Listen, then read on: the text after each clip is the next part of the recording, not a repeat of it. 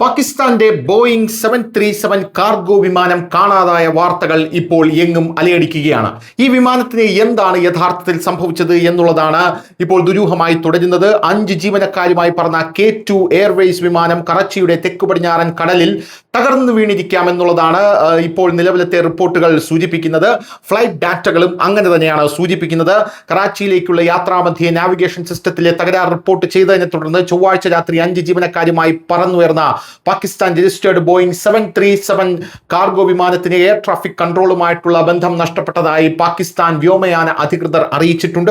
United Arab എമിറേറ്റ്സിലെ ഷാർജയിൽ നിന്ന് K2 Airways service നടത്തുന്ന 27 വർഷം പഴക്കമുള്ള പരിവർത്തനം ചെയ്ത ചരക്ക് വിമാനം കറാച്ചിയുടെ തെക്കു പടിഞ്ഞാറൻ കടലിൽ തകർന്നു വീണിരിക്കാമെന്നാണ് ആദ്യകാല ഫ്ലൈറ്റ് ഡാറ്റകൾ സൂചിപ്പിക്കുന്നത്.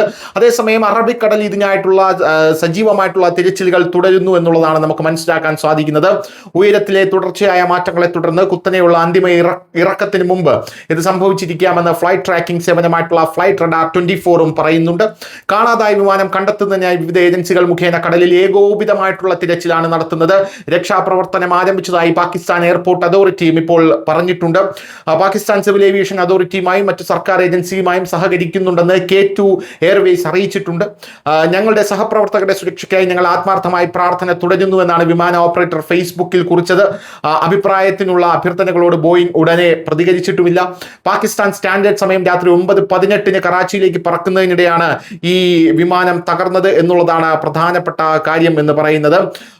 എന്തായാലും ഇതുപോലുള്ള അതിര് കടന്ന് എന്തെങ്കിലും കാണുമ്പോഴെല്ലാം അത് നിങ്ങളുടെ ശ്രദ്ധ പിടിച്ചു പറ്റും. പക്ഷേ കൂടുതൽ വിവരങ്ങളില്ലാതെ അതിൻ്റെ അർത്ഥം എന്താണെന്ന് പറയാൻ വളരെ നേരത്തെ എങ്ങനെ കഴിയുമെന്നാണ് എയറോസ്പേസ് സുരക്ഷാ കൺസൾട്ടന്റ് ആയിട്ടുള്ള ആന്റണി ബ്രിക്ക് ഹൗസ് പറഞ്ഞിരിക്കുന്നത്. ഫ്ലൈറ്റ് റഡാർ 24 ട്രാക്കിംഗ് ഡാറ്റ പ്രകാരം വിമാനം 1 മിനിറ്റിനുള്ളിൽ ഏകദേശം 5000 അടി താഴ്ചയിലേക്ക് താഴ്ന്നു. അതായത് തകർന്നു വീഴലിന്റെ ഒരു സൂചനയാണ് അവിടെ ലഭിക്കുന്നത്. വെറും 30 സെക്കൻഡിനുള്ളിൽ 6000 അടി പിന്നോട്ട് ഉയർന്നു. തുടർന്ന് 36,550 അടിയിൽ നിന്ന് താഴേക്ക് ചാടി. അവസാനമായി കൈമാറിയ ഡാറ്റ പോയിന്റ് വിമാനം സമുദ്രനിരപ്പിൽ നിന്ന് 1100 അടി ഉയരത്തിൽ സ്ഥാപിക്കുന്നുണ്ട്.